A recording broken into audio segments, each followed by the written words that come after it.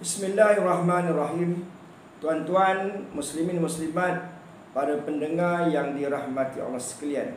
InsyaAllah pada malam ini saya ingin kongsikan satu tajuk, iaitu persoalan Imamul Mahdi dan sikap umat Islam yang sepatutnya.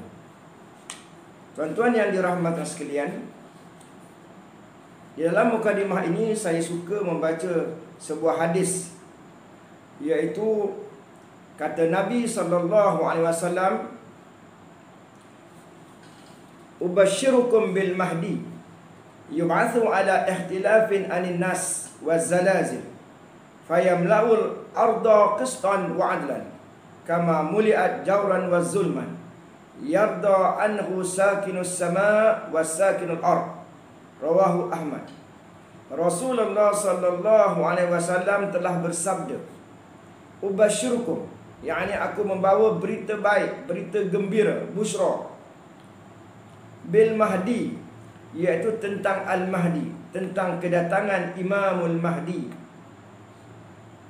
Yub'asu ala ikhtilafin anin nas, yang mana Imam Mahdi ini diutuskan akan datang di saat, pada ketikanya, di tengah-tengah pertikaian manusia, wazalazil, dan keadaan yang kacau bilau.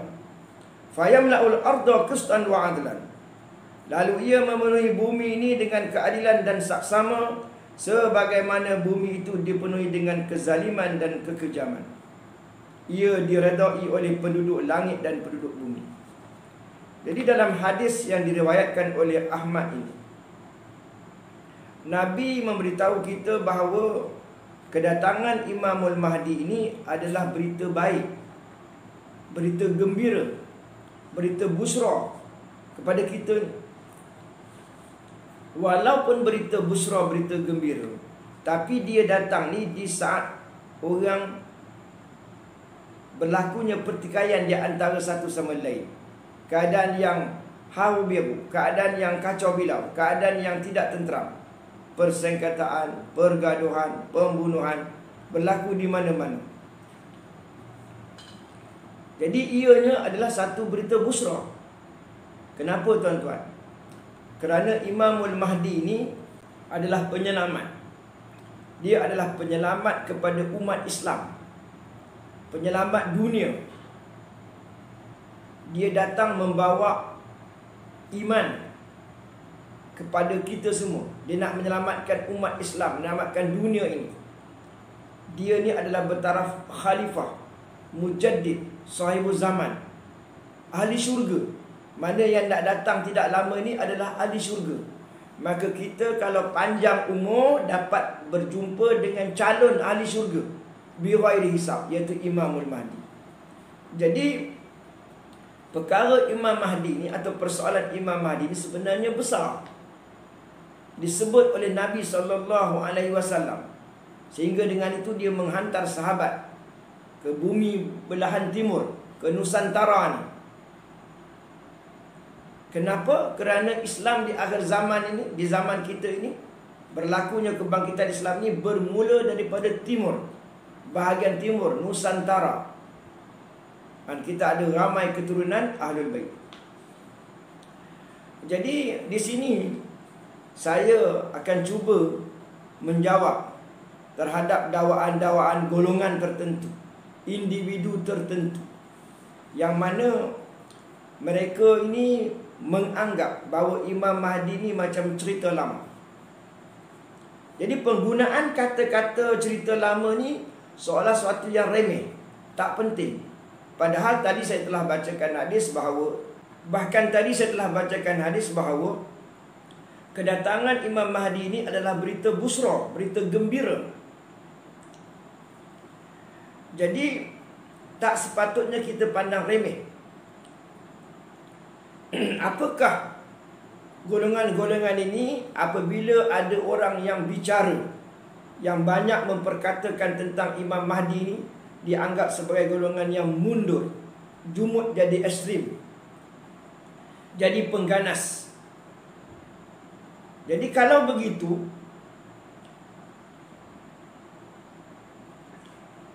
Adakah orang-orang yang memperkatakan tentang Imam Mahdi ini dianggap sebagai orang yang mundur, jumud ataupun ekstrem, jadi pengganas? Jadi jawapan saya ialah, kalau begitulah, kenapa ramai lagi orang yang mengetahui cerita Imam Mahdi ini, yang mengikuti cerita Imam Mahdi ini, bahkan yang memperjuangkan Imam Mahdi ini, tak jadi pengganas pun? Ramai lagi di antara umat Islam yang mengikuti cerita Imamul Mahdi ini, yang memperjuangkan Imamul Mahdi ini, yang membesarkan Imam Mahdi ini, tak jadi pembunuh pun. Akhlaknya baik, rajin semayang, suka bertaubat, banyak beramal. Dan sekiranya, saya suka bagi tahu bahawa mereka-mereka ni, sekiranya ada yang didakwa, bukan sekiranya ada, sudah pun diketahui melalui sejarah berapa ramai orang yang mengaku Imam Mahdi. Hasilnya mereka memberontak, berlaku pembunuhan dan sebagainya. Sebenarnya ini bukan kerana persoalan Imamul Mahdi, bukan kerana dakwaan mereka, kerana mereka mendakwa mereka tu Imam Mahdi, tetapi kerana tak faham Islam. Bila kita salah faham terhadap agama Islam, Islam suruh lain, kita buat yang lain, maka bertindak ganas. Orang yang mengaku Imam Mahdi atau dia tunjuk kepada, isyaratkan orang yang tentu sebagai Imam Mahdi, dia bersikap bertindak ganas. Jadi jawapannya, Islam tak suruh macam tu. Jadi bermakna bila orang tu mengaku dia tu Imam Mahdi dan berlaku perkara yang buruk akibat daripada itu, bukanlah kerana persoalan Imam Mahdi itu, kerana dakwaan dia tu dia Imam Mahdi, bukan. Tapi kerana iman. Bila iman lemah ada buah dia. Buah daripada iman lemah tadi, ataupun ketiadaan iman tadi, tak faham Islam, maka mereka ini mengikut hasutan syaitan, bukan kerana peribadi Imam Mahdi ni. Jadi kita harap janganlah kita salah faham, dan jangan sekali-kali menyalahkan Imam Mahdi secara tidak sedar. Tuan-tuan yang dirahmati Allah sekalian, sebenarnya persoalan Imam Mahdi ini ada satu persoalan yang serius, yang besar, tapi patut kita ketahuinya. Bahkan di ketika ini kita telah mendengar banyak orang yang mengaku dirinya Imam Mahdi. Maka di sini saya nak menjawab, kalau orang tu mengaku Imam Mahdi, boleh ke tak boleh? Jadi persoalan Imamul Mahdi ni, ada yang mengatakan soal akidah, ada yang mengatakan bukan akidah. Mana ada ulama' yang mengatakan ianya persoalan akidah, ada ulama' yang mengatakan ia bukan persoalan akidah. Jadi bila mana ada yang mengatakan akidah dan bukan akidah, itu namanya persoalan khilafiyah. Jadi sekiranya orang yang mengaku dirinya Imam Mahdi, boleh ke tidak? Jawapannya boleh, tentulah bersyarat. Jadi kita ni terlalu sensitif ataupun cepat, kita ni mudah terkejut, mudah buat satu kesimpulan, mengaku Imam Mahdi. Mengaku Imam Mahdi sama ada dirinya mengaku ataupun pengikutnya. Pengikutnya yang mendakwa gurunya Imam Mahdi, yang pertama dia perlulah, apa dia tuan-tuan? Kalau orang kata dia tu Imam Mahdi, katalah di zaman ini dah berlaku dalam sejarah, ramai orang yang mengaku dia tu Imam Mahdi. Semuanya tak betul. Semuanya tak betul. Ramai yang tak betul. Jadi kita nak bagi tahu, yang pertama sekali dia kena menunjukkan susur galur keturunan, nasabnya, keturunannya, benar keturunannya sampai kepada Nabi SAW. Itu satu. Banyak lagi lah, dia secara package. Dia memang keturunan Rasulullah, ada bukti yang kukuh. Bukti ni kita kena siasat lah, yang dapat dipertahankan. Bila berlaku soal jawab, dia boleh jawab dia memang keturunan Rasulullah. Dan ada saksi-saksi, saksi-saksi bebas, dan dapat menerangkan secara terperinci keluarganya, sejarah latar belakangnya. Sebab Imamul Mahdi ni manusia biasa. Maksud manusia biasa seperti kita, dia dilahirkan, dia makan, minum, hidup seperti kita, belajar. Kemudian dia belajar, dia beramal, dia menjadi manusia yang bertakwa. Kemudian dia beramal lagi, dia berlaku ikhlas dalam semua amalnya, maka dipertingkatkan darjatnya. Jadi bermakna seseorang itu tidak boleh dituduh sesat sehingga dia dikaji, sebenar-benar dibuat kajian yang mendalam dan terperinci. Jadi berdasarkan kepada sejarah, ramailah orang yang mengaku dia Imam Mahdi tetapi palsu, tidak benar. Jadi kalau ada 1000 orang yang mendakwa sebagai Imamul Mahdi, semuanya palsu, tetaplah Imam Mahdi ni sebenarnya ada ceritanya yang benar. Bukan makna tidak ada langsung cerita Imam Mahdi, semuanya menipu, semuanya karut belaka, satu pun tak boleh pakai. Tidak.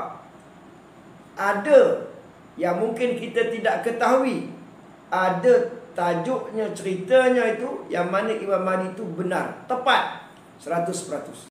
Yang kedua, kita jangan menjadi orang yang seolah-olah ni kita membesarkan cerita Imam Mahdi ni adalah satu kesalahan. Maknanya kita dianggap sebagai kebudak-budakan. Maknanya kita ni jumud, kita tak faham. Bila kita cerita membesarkan Imamul Mahdi ni, bermakna kita akan tinggalkan dunia, kita akan jadi pasif, kita akan jadi pengganas. Salah sama sekali. Itu konsep yang salah, fahaman yang salah.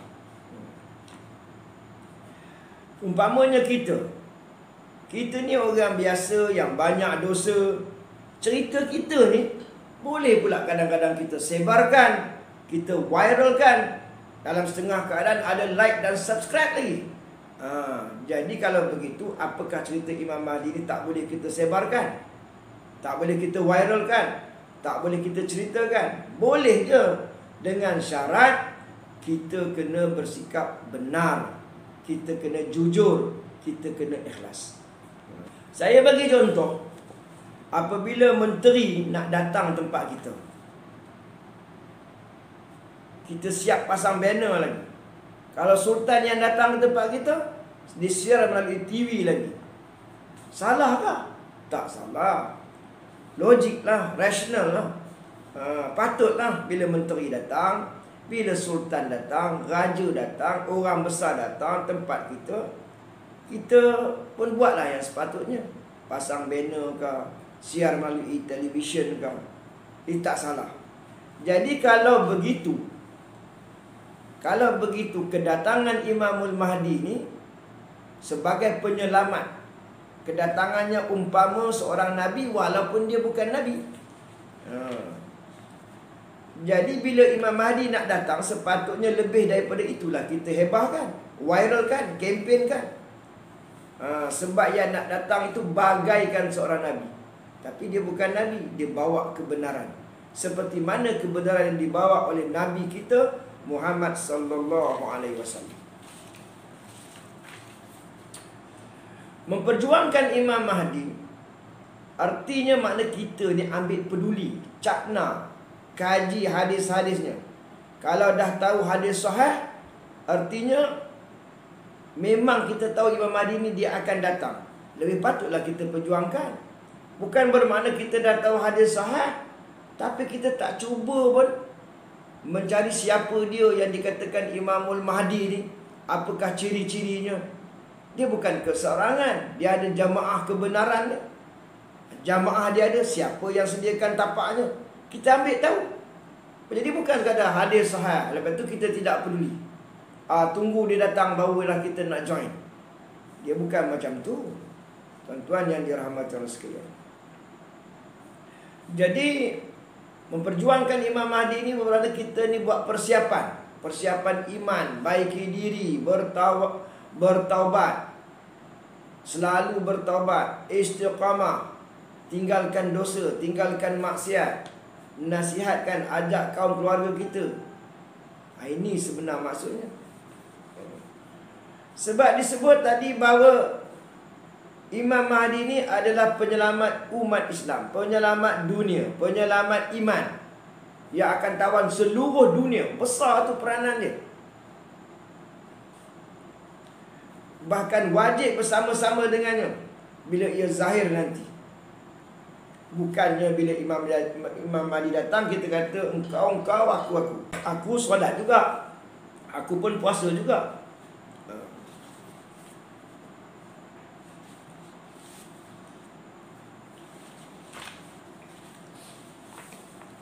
Jadi tuan-tuan yang dirahmati Allah sekalian, persoalan Imam Mahdi ni bukan suatu yang kecil. Kena ambil tahu, kena buat persiapan. Sekira-kiranya kalau kita panjang umur, semoga dilayakkan jadi tentera yang ada jaminan keselamatan di akhirat kelak. Kita tengok di mana-mana hari ini bahawa keadaan semakin gawat, semakin teruk. Di mana-mana pun. Dan dalam masa yang sama, kita ini sebagai umat Islam, kita mengaku je lah bahawa kita ini banyak dosa, banyak salahnya, banyak silapnya.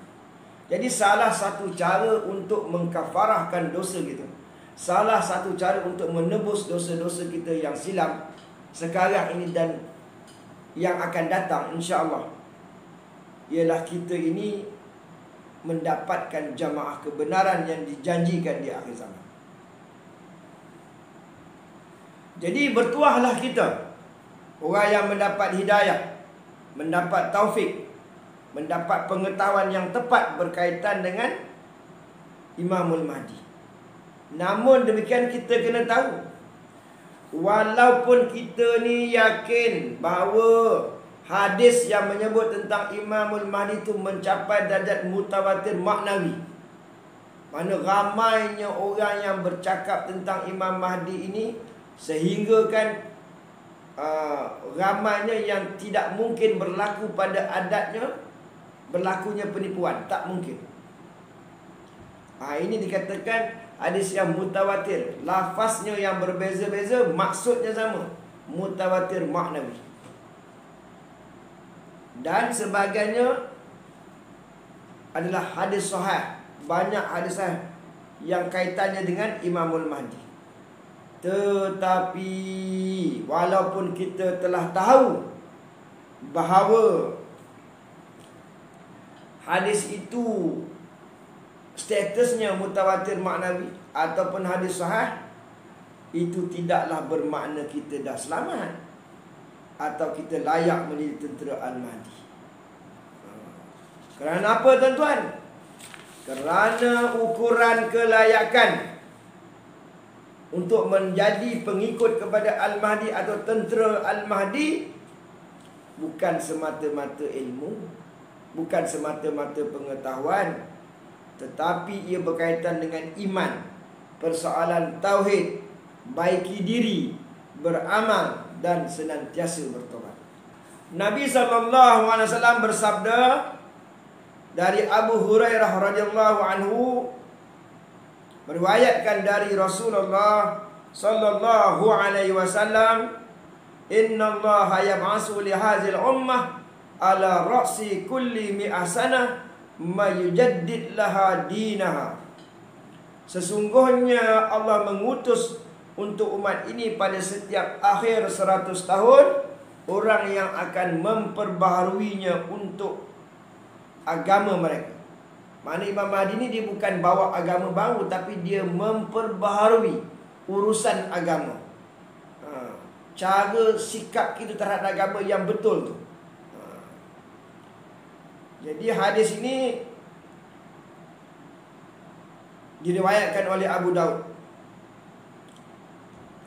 Jadi tuan-tuan yang dirahmati sekalian, jadi ulama-ulama telah pun menyusun senarai-senarai mujadid ini sehingga mujadid yang ke-13.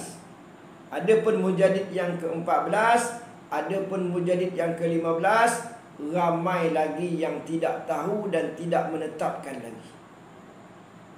Maka pada malam ini saya suka menyebutkan bahawa mujadid yang ke-14 itu adalah Fatah At-Tamimi, dan mujadid kurun yang ke-15 itu adalah Imamul Mahdi.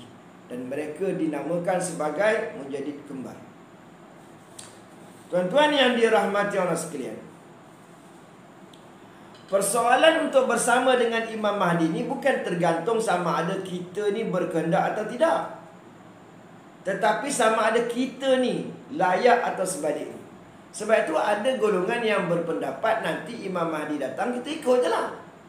Dia bukan macam tu. Dia bukan masalah kita nak ke tak nak. Bukan. Kita rasa macam tu. Kenapa? Sebab yang pertamanya, tentera Imamul Mahdi semuanya terdiri daripada wali-wali. Bila wali-wali ni maknanya mereka telah diproses, telah dididik, diberi adab, diberi akhlak, telah beramal. Oleh siapa? Oleh mursyid. Bagaimana pula kalau ada orang yang belum dapat mursyid, yang seorang-seorang di luar daripada jamaah yang dijanjikan itu? Mereka beramal apabila mereka ikhlas, mereka jadi disebut sebagai orang yang bertakwa. Tetapi ending nanti insya-Allah mereka akan berdatangan sampai bertemu dengan mursyid, pemimpin kebenaran, Fatah At-Tamimi, dan mereka berbai'ah dengannya. Jadi bila sebut wali ni ada maknanya mereka yang telah berjaya dilatih mujahadah, mengalahkan nafsu. Dan kepada yang belum ada mursyid, insya-Allah panjang umur, mereka akan mendapat alamat yang tertentu, dididik, diberi panduan untuk dilayakkan dengan syafaat. Jadi suka saya menyebutkan bahawa rupa-rupanya orang yang menjadi tentera Imamul Mahdi ini, ataupun orang yang nak menjadi tentera Imamul Mahdi ini, mestilah orang yang benar-benar baik, benar-benar berakhlak, benar-benar bertakwa, benar-benar bertauhid. Dia bukan pengganas. Tentera Imam Mahdi ini dia bukan pengganas.